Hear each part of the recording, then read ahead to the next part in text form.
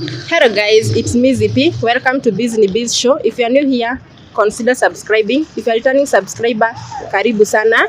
And today guys, we are in our second episode, so let's get into it. Hello, habari yako? Sawa. Unaitwa nani? Naasib. Mimi naitwa Zipora. Nafanyanga interviews kwa wanabiashara ili tujue time walianza na so that we can inspire youths mwenye yako hapo na hana kazi ya kufanya. So kazi yako ulianza lini? Nilianza tarehe 6 mwezi wa 7 mwaka jana 2022. Nilianza na mahindi ya 20. Nikaona kwanza mazingira hiyo kazi ngumu. Nikawa na ndio tu kwa moyo. Nikaeleza hivyo. Nikaona Mungu akinyosha mkono. Nikawa na akaongezeka 5 kwa 25. Kaendelea hivyo. Kaona Mungu tu anaendelea kufanya kazi. Akafikisha 30. Mungu akaendelea hivyo. Sasa saa hii Mungu amenifanikisha. Nakuwa naendelea mahindi 40. Sasa hizi inafika 40 ambazo zinanunuliwa ama? Ananunuliwa. Zote?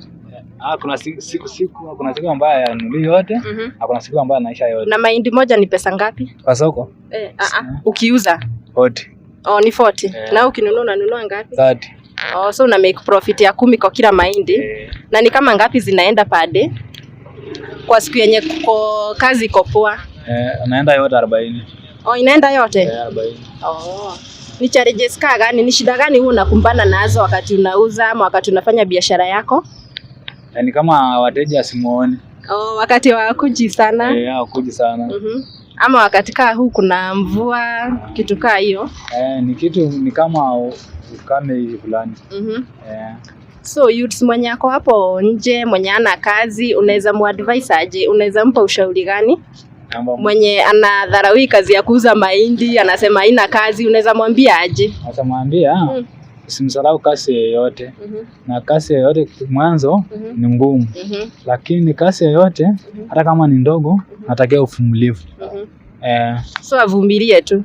Chenye tu atapata, kazi inaenda tu ikijipa.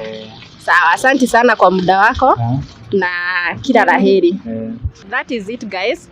Thank you so much for watching. If you like this video, kindly leave a comment. If it has inspired you, share with friends. Let's meet in our next episode.